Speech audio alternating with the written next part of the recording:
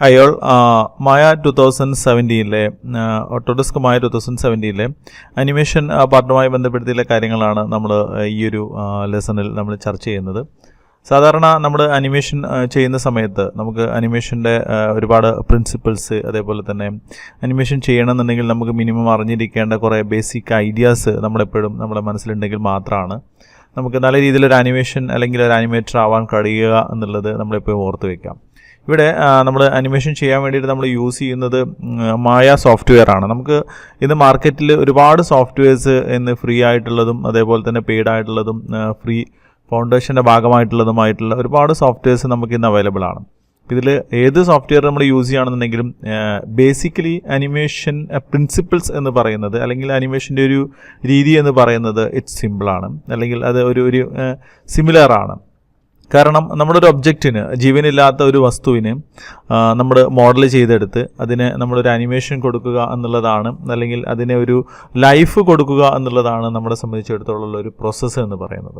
അപ്പം ഇങ്ങനെ ചെയ്യുന്ന സമയത്ത് ഈ പ്രോസസ്സുകളെ നമുക്ക് ഭംഗിയുള്ള രീതിയിലേക്കാക്കി മാറ്റാൻ വേണ്ടിയിട്ട് അതിന് നമ്മൾ നിർബന്ധമായിട്ടും നമ്മൾ അറിഞ്ഞിരിക്കേണ്ട കുറേ കാര്യങ്ങൾ നമ്മളെപ്പോഴും പ്രാക്ടീസ് ചെയ്തുകൊണ്ടിരിക്കുക എന്നുള്ളതാണ്. അപ്പോൾ ഇങ്ങനെ നമ്മൾ നിർബന്ധമായിട്ട് നമ്മൾ ചെയ്തുകൊണ്ടിരിക്കുമ്പോൾ ഒരു എക്സാമ്പിൾ പറയുകയാണെന്നുണ്ടെങ്കിൽ നമ്മളൊരു ക്യാരക്ടർ അല്ലെങ്കിൽ ഒരു ഒബ്ജക്റ്റ് മുകളിൽ നിന്ന് താഴേക്ക് വീഴുന്ന സമയത്ത് അതിനുണ്ടാകുന്ന ഒരു ടൈം എന്ന് പറയുന്നത് നമ്മളെ സംബന്ധിച്ചിടത്തോളം ഇമ്പോർട്ടൻ്റ് ആണ്. അപ്പോൾ അത് സമയം നമ്മൾ വളരെ ഫാസ്റ്റായിട്ടാണ് ആ ഒബ്ജക്റ്റ് താഴേക്ക് വീണത് എന്നുണ്ടെങ്കിൽ ആ ഒബ്ജക്റ്റ് നമുക്ക് വെയിറ്റ് ഇല്ലാത്തൊരു ഒബ്ജക്റ്റാണ് എന്നുള്ളതാണ് വെയിറ്റ് ഉള്ള ഒരു ഒബ്ജക്റ്റാണ് എന്നുള്ളൊരു ഫീലാണ് നമുക്ക് ഉണ്ടാവുക. നേരെ മറിച്ച് അതേ ഒബ്ജക്റ്റ് തന്നെ വളരെ സാവധാനം മുകളിൽ നിന്ന് വിട്ടിട്ട് താഴേക്ക് എത്താൻ എടുക്കുന്ന സമയം എന്ന് പറയുന്നത് കുറച്ചും കൂടെ ദൈർഘ്യമുള്ളതാണെങ്കിൽ നമുക്ക് അത് വെയിറ്റ് ഇല്ലാത്തൊരു ഒബ്ജക്റ്റായിട്ട് നമുക്ക് ഫീൽ ചെയ്യുന്നു എന്നുള്ളതാണ്. അത് നമ്മളൊരു റബ്ബർ ബോൾ ഒരു മെറ്റൽ ബോളും അതേപോലെ തന്നെ ഒരു മരത്തിൽ നിന്ന്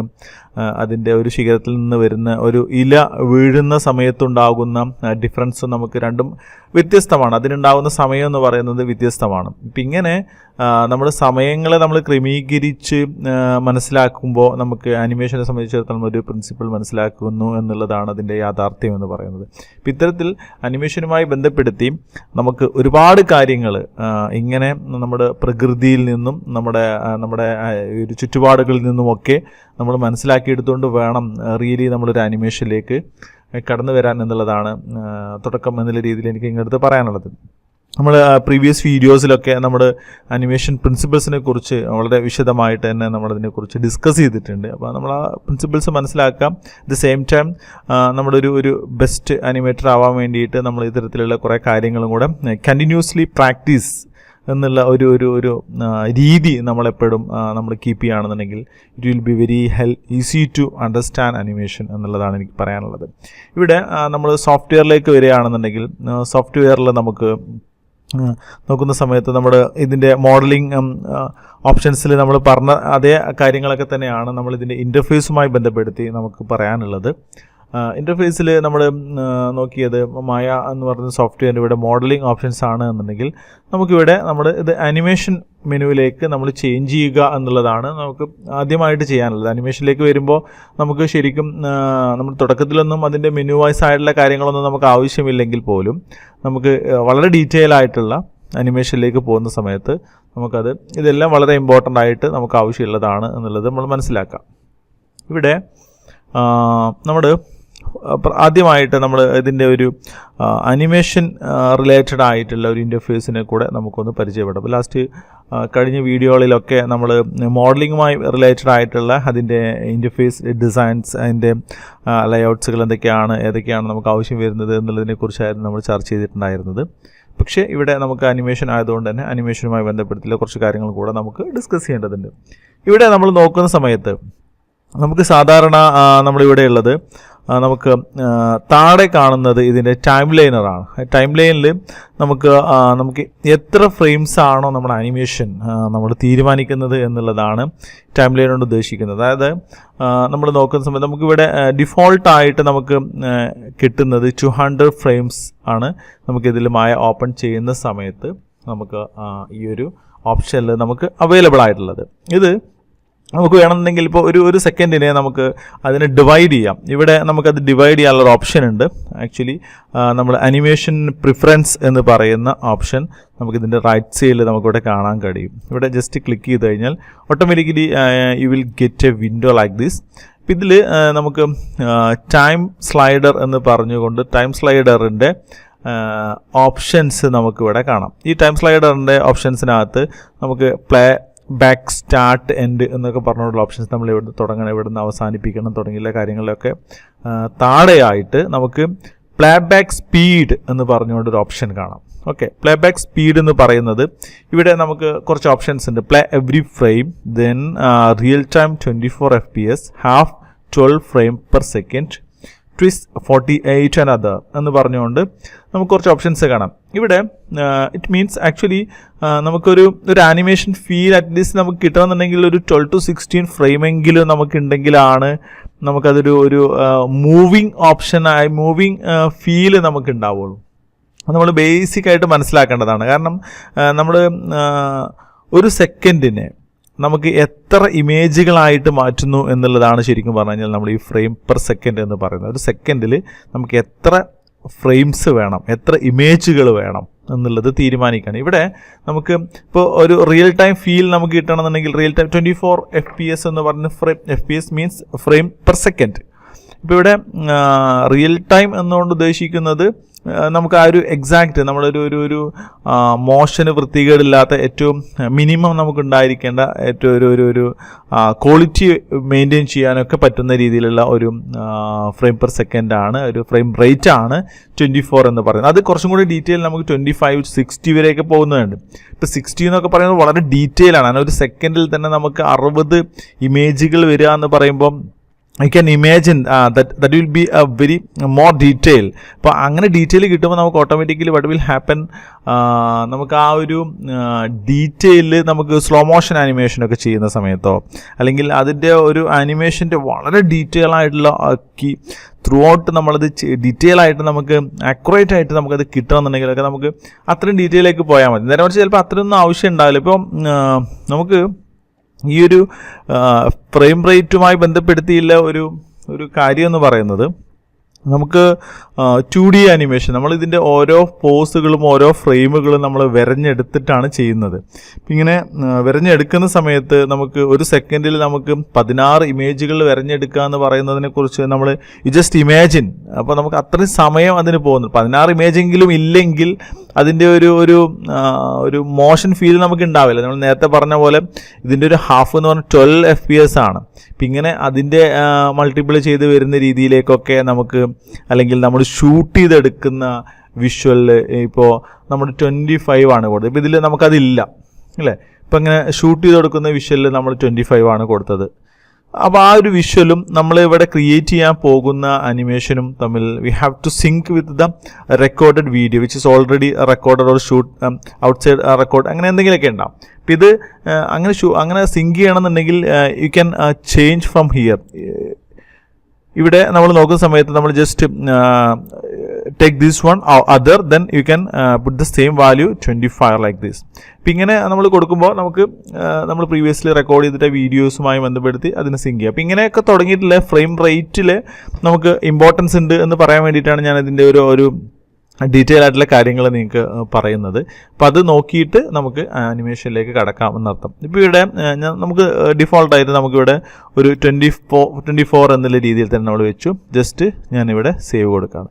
ഇപ്പോൾ നമുക്ക് 200 ഫ്രെയിംസ് എന്ന് പറയുമ്പോൾ നമുക്ക് 200 ഡിവൈഡ് ബൈ 24 എന്ന് പറയുമ്പോൾ നമുക്കിത് എത്ര സെക്കൻഡ് ഉണ്ട് എന്നുള്ളതിനെക്കുറിച്ച് നമുക്കൊരു ഐഡിയ ഉണ്ട്. ഇപ്പോൾ നമുക്ക് ഒരൊറ്റ സെക്കൻഡ് വീഡിയോ ആണെന്നുണ്ടെങ്കിൽ നമുക്ക് ജസ്റ്റ് ഇവിടെ 24 എന്ന് മാത്രം അടിച്ചു കഴിഞ്ഞാൽ ഒരൊറ്റ സെക്കൻഡ് കൊണ്ട് നമുക്ക് 24 അതായത് 1, 2, 3 എന്ന് പറഞ്ഞുകൊണ്ട് നമുക്കിവിടെ മെയിൻറ്റെയിൻ ചെയ്തിട്ടുണ്ട്. അപ്പോൾ ഇതാണ് ഇതിൻ്റെ ഒരു ഫ്രെയിം റേറ്റിൻ്റെ ഒരു ഐഡിയ എന്ന് പറയുന്നത്. ബേസിക്കലി ഈ ഒരു ഐഡിയ നമ്മൾ മനസ്സിലാക്കിയിരിക്കാം. ഇവിടെ ഞാൻ കുറച്ചും കൂടെ അതിൻ്റെ ഒരു 2 സെക്കൻഡ് വീഡിയോ എന്നുള്ള രീതിയിലേക്ക് നമ്മളിതിനെ കൺവേർട്ട് ചെയ്യണം. ഇപ്പോൾ 2 സെക്കൻഡ് വീഡിയോ ജസ്റ്റ് ഇവിടെ എൻ്റർ ചെയ്താൽ ഓട്ടോമാറ്റിക്കലി നമുക്കിവിടെ ഇത് ടോട്ടൽ 2 സെക്കൻഡ് ആ ഒരു വീഡിയോ എക്സ്പാൻഡ് ചെയ്ത് കിട്ടി. നമുക്കിവിടെ 100 കൊടുക്കുകയാണെന്നുണ്ടെങ്കിൽ ഓട്ടോമാറ്റിക്കലി ഇവിടെ 100 ആയി.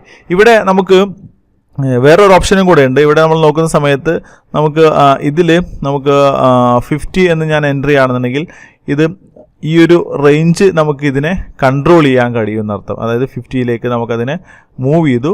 പക്ഷേ നമുക്കിത് ടോട്ടൽ നമ്മൾ നോക്കുന്ന സമയത്ത് നമുക്കിതിങ്ങനെ എക്സ്പാൻഡ് ചെയ്യാനുള്ള ഓപ്ഷൻ ഉണ്ട് എന്നർത്ഥം. ജസ്റ്റ് ഞാനൊരു 25 എന്ന് കൊടുത്തു കഴിഞ്ഞാൽ ഇത് 25 ആയിട്ട് ഇങ്ങനെ എക്സ്പാൻഡ് ചെയ്ത് കിട്ടിയെന്നർത്ഥം. ഇപ്പം ഇങ്ങനെ നമുക്ക് ഓരോ ഫ്രെയിമിലേക്ക് നമുക്കിത് മൂവ് ചെയ്യണമെന്നുണ്ടെങ്കിൽ അതിൻ്റെ ഇപ്പോൾ നമുക്ക് 8th ഫ്രെയിമിലേക്ക് എനിക്ക് ജസ്റ്റ് മൂവ് ചെയ്യണമെന്നുണ്ടെങ്കിൽ ജസ്റ്റ് ഇവിടെ വാല്യൂ എൻ്റർ ചെയ്ത് കൊടുത്താൽ മതി. ജസ്റ്റ് സെലക്ട് ചെയ്യുക. You can enter the value which frame you want to go. Just enter like this 15. Then automatically this timeliner will moves to the 15th frame.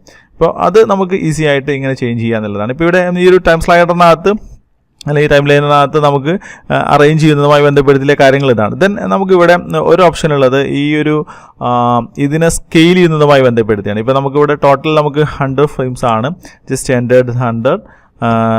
അപ്പോൾ നമുക്കിവിടെ ഈ ഒരു എൻ്റർ ചെയ്യുന്ന സമയത്തുള്ള ഒരു സംഭവം എന്ന് പറയുന്നത് നമുക്കിവിടെ ഓട്ടോമാറ്റിക്കലി നമുക്കിത് സ്കെയിൽ ചെയ്യാം. ഓക്കെ, ഇവിടെ ഫ്രെയിം റേറ്റ് നോക്കിയാൽ ഇവിടെ 18 ആണ്. ദെൻ നമുക്ക് ആ ഒരു ഫ്രെയിമിനെ നമുക്ക് സൂം ചെയ്തെടുക്കാൻ, ആ ഒരു സ്ലൈഡറിനെ നമുക്ക് എക്സ്പാൻഡ് ചെയ്ത് എൻലാർജ് ചെയ്തെടുക്കണമെന്നുണ്ടെങ്കിൽ നമ്മുടെ ഈ ഒരു ഫങ്ഷനാണ് യൂസ് ചെയ്യുന്നത്. അപ്പോൾ അത് ഇൻട്രസ്റ്റിംഗ് ആയിട്ടുള്ള മറ്റൊരു കാര്യമാണ്. അതേപോലെ തന്നെ നമുക്ക് ഇതേപോലെ നമുക്ക് ഓരോ ഏരിയയിൽ നമുക്ക് ജസ്റ്റ് 68th ഫ്രെയിമിലേക്ക് അല്ലെങ്കിൽ 88th ഫ്രെയിമിലേക്കൊക്കെ നമുക്കിങ്ങനെ മൂവ് ചെയ്യണമെന്നുണ്ടെങ്കിൽ ജസ്റ്റ് നമുക്കിങ്ങനെ സ്ലൈഡ് ചെയ്തിട്ട് നമുക്കത് കറക്റ്റ് ചെയ്യാം. അപ്പോൾ ഏത് ഫ്രെയിമാണ് ഇവിടെ വരുന്നതിൽ പിന്നെ നമുക്ക് കറക്റ്റ് ചെയ്യാൻ പറ്റും. ദെൻ നമ്മൾ നോക്കുന്ന സമയത്ത് നമുക്ക് ഇവിടുന്ന് സ്റ്റാർട്ടിങ് ഫ്രെയിം നമുക്ക് വേണമെന്നുണ്ടെങ്കിൽ 20 എന്നുള്ള രീതിയിൽ അങ്ങനെ നമുക്ക് ഇവിടുന്ന് മൂവ് ചെയ്യാം. അപ്പോൾ ഇങ്ങനെ തുടങ്ങിയിട്ടുള്ള ഇവിടെ അറേഞ്ച് ചെയ്യുന്നത് കുറേ ഓപ്ഷൻസ് ഉണ്ട്. നെക്സ്റ്റ് നമുക്ക് ഈ ഒരു സൈഡിൽ നമുക്ക് കുറച്ച് ഓപ്ഷൻസും കൂടെ ഉണ്ട്. ഇത് നോക്കുന്ന സമയത്ത് നമുക്കിവിടെ ജസ്റ്റ് ഇതിനെ നമ്മൾ ക്ലിക്ക് ചെയ്തിട്ട് ഈ ഒരു ഓപ്ഷൻ ഇവിടെ നമുക്ക് പ്രീവിയസ് ഇതിലേക്ക് പോകാൻ വേണ്ടിയിട്ട് കീ ഫ്രെയിമിലേക്ക് പോകാൻ നെക്സ്റ്റ് അതിൻ്റെ കീ നമ്മളിപ്പോൾ ഇവിടെ കീകളൊന്നും കൊടുത്തിട്ടില്ല. അതുകൊണ്ടാണ് നമുക്കിവിടെ നെക്സ്റ്റ് പ്രീവിയസ് എന്നുള്ള ഓപ്ഷൻസ് നമുക്കിവിടെ സ്റ്റെപ്പ് ബാക്ക് 1 ഫ്രെയിം എന്ന് പറഞ്ഞുകൊണ്ട് നമ്മളിങ്ങനെ ഇതേപോലെ നമുക്ക് ജസ്റ്റ് മൂവ് ചെയ്യാനുള്ള ഓപ്ഷൻ. ദെൻ ഇത് കീ ആണ്. നമ്മൾ നേരത്തെ പറഞ്ഞ പോലെ നമുക്ക് കീ ടു കീ മൂവ് ചെയ്യാൻ വേണ്ടിയുള്ള ഓപ്ഷനാണ്. കീ നമുക്കില്ലാത്തതുകൊണ്ട് അതിൻ്റെ ഓപ്ഷൻ ഉണ്ട്. ദെൻ നമുക്ക് പ്ലേ അടിക്കാൻ വേണ്ടിയിട്ടാണ് ബാക്കിലേക്ക് ഇത് പ്ലേ അടിക്കുന്നു. ദെൻ ജസ്റ്റ് സ്റ്റോപ്പ് ചെയ്ത് കഴിഞ്ഞാൽ നമുക്ക് ഈ ഒരു പ്ലേ ബട്ടൺ തന്നെ അത് സ്വിച്ച് ഓണും ഓഫും സെയിം ബട്ടൺ തന്നെ ആയിട്ട് വരുന്ന രീതിയാണുള്ളത്. അപ്പോൾ ഇവിടെ നമുക്ക് പ്ലേ അടിച്ച് കഴിഞ്ഞാൽ ഓട്ടോമാറ്റിക്കലി ഇത് ഫോർവേഡ് പ്ലേ ആണ് ഉണ്ടാവുക. നെക്സ്റ്റ് ഇതിൻ്റെ സെയിം റിപ്പീറ്റേഷൻ ആണ്. അതായത് നമുക്ക് നെക്സ്റ്റ് കീയിലേക്ക് മൂവ് ചെയ്യാം. ഇത് പ്രീവിയസ് കീ ആണെന്നുണ്ടെങ്കിൽ ഇത് നെക്സ്റ്റ് കീയിലേക്ക് മൂവ് ചെയ്യുകയാണെന്നുണ്ടെങ്കിൽ next frame frame frame frame frame frame frame like this.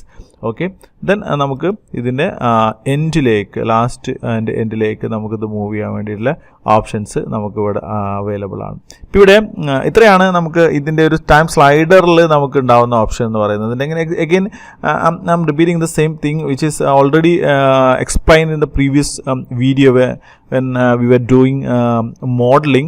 That is none other than just like undo option to on infinite. Okay, infinite നമ്മൾ on ചെയ്ത് കഴിഞ്ഞാൽ നമുക്ക് ഉണ്ടാകുന്ന ഒരു ഓപ്ഷൻ എന്ന് പറയുന്നത് നമുക്ക് എത്ര തവണ നമ്മൾ അനിമേഷൻ നമ്മൾ ചെയ്ത് ചിലപ്പോൾ വരുന്ന സമയത്ത് നമുക്കതിൻ്റെ ആകെ ഡിസോർഡർ ആയി പോയിട്ടുണ്ട്. അപ്പോൾ ആ ഒരു ഓർഡറൊക്കെ നമുക്ക് കറക്റ്റ് ചെയ്യണമെന്നുണ്ടെങ്കിൽ നമുക്ക് ഇത് ആവശ്യമുള്ളതാണ്. അപ്പോൾ ഇത് നമ്മൾ മിസ്റ്റേക്സുകൾ വരുത്തിയതിന് ശേഷം അല്ല ഇത് ചെയ്യേണ്ടത്.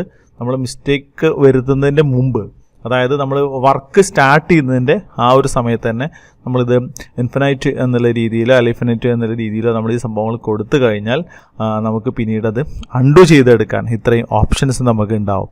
ഓക്കെ, അപ്പോൾ ഇത് നമ്മൾ ഫിനിറ്റ് നമ്മൾ 50 വരെയാണ് നമ്മളിങ്ങനെ കൊടുത്തിട്ടുണ്ടാകും. 50 നമ്മളിങ്ങനെ എന്തിനാണ് ഇപ്പോൾ നമുക്ക് സ്വാഭാവികമായിട്ട് നമുക്കിങ്ങനെ ഒരു കൺഫ്യൂഷൻ വരാൻ സാധ്യതയുണ്ട്. നമ്മളെന്നാൽ പിന്നെ ജസ്റ്റ് ഇൻഫിനിറ്റ് കൊടുത്താൽ പോരെ, നമുക്ക് ഫുൾ ചെയ്ത് കഴിഞ്ഞാൽ ഓക്കെ എല്ലാം കിട്ടുമല്ലോ എന്നുള്ളത്. പക്ഷെ അങ്ങനെ അതിലൊരു പ്രശ്നം എന്ന് പറയുന്നത് ആക്ച്വലി നമ്മുടെ ഇൻഫിനിറ്റ് കൊടുക്കുകയാണെന്നുണ്ടെങ്കിൽ നമ്മൾ ചെയ്തുകൊണ്ടിരിക്കുന്ന എല്ലാ ഇതിൻ്റെയും സ്റ്റെപ്പ് ബൈ സ്റ്റെപ്പായിട്ട് ഇതിങ്ങനെ റെക്കോർഡ് ചെയ്ത് വെക്കുന്ന പോലെ നമ്മളിതിൻ്റെ ക്യാഷ് മെമ്മറിയിലേക്ക് ഇതെല്ലാം ഇങ്ങനെ വന്നുകൊണ്ടിരിക്കും. അപ്പം അങ്ങനെ വരുമ്പോൾ ഓട്ടോമാറ്റിക്കലി ഉണ്ടാകുന്ന പ്രശ്നം നമ്മുടെ സിസ്റ്റം വളരെ ഹാങ് ആയി പോവും, മെമ്മറി ഫുള്ളായി വരും. അപ്പോൾ അത് നമുക്ക് സ്ലോ ആയിട്ട് സിസ്റ്റം വരാനുള്ള പ്രശ്നങ്ങളൊക്കെ ഉണ്ട്. അപ്പോൾ അതൊക്കെ അവോയ്ഡ് ചെയ്യണമെന്നുണ്ടെങ്കിൽ നമുക്ക് ഏറ്റവും ഈസി ആയിട്ടുള്ള ഒരു രീതി എന്ന് പറയുന്നത് നമുക്ക് വേണ്ട ഒരു 100 അല്ലെങ്കിൽ ഒരു 150 ഒക്കെ വെച്ചിട്ട് അങ്ങനെ തന്നെ പോകുന്നതാണ്. നമുക്ക് അതിൽ കൂടുതൽ ബാക്കിലേക്ക് പോകുന്ന രീതിയിലേക്ക് തെറ്റിപ്പോയി കഴിഞ്ഞാൽ പോവാതിരിക്കാൻ വേണ്ടിയിട്ടുള്ള മാർഗ്ഗങ്ങൾ നമ്മൾ കാണുക എന്നുള്ളതാണ്.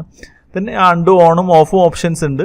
അത് നിങ്ങൾക്ക് എടുത്തിട്ട് അങ്ങനെ വേണമെങ്കിലും ഇത് ചെയ്തെടുക്കാമെന്ന് അർത്ഥം. ഇപ്പോൾ ഈ ഒരു കാര്യങ്ങൾ നമുക്ക് ഇവിടെ നമ്മൾ വർക്ക് സ്റ്റാർട്ട് ചെയ്യുന്നതിന് മുമ്പ് നമ്മൾ ശ്രദ്ധിക്കുക എന്നുള്ളതാണ് എനിക്ക് പറയാനുള്ളത്. ദെൻ നമുക്ക് ഒബ്ജക്റ്റ് ക്രിയേറ്റ് ചെയ്തിട്ടുള്ള എങ്ങനെയാണ് നമ്മൾ ഈ ഒരു ഓപ്ഷൻസിനെ നമ്മൾ മൂവ് ചെയ്തിട്ട് നമ്മളെങ്ങനെയാണ് കൺട്രോൾ ചെയ്യുന്നത് എന്നുള്ളത് നമുക്ക് അടുത്ത ഒരു സെഷനിൽ നമുക്ക് ഡിസ്കസ് ചെയ്യാം. ഓക്കെ.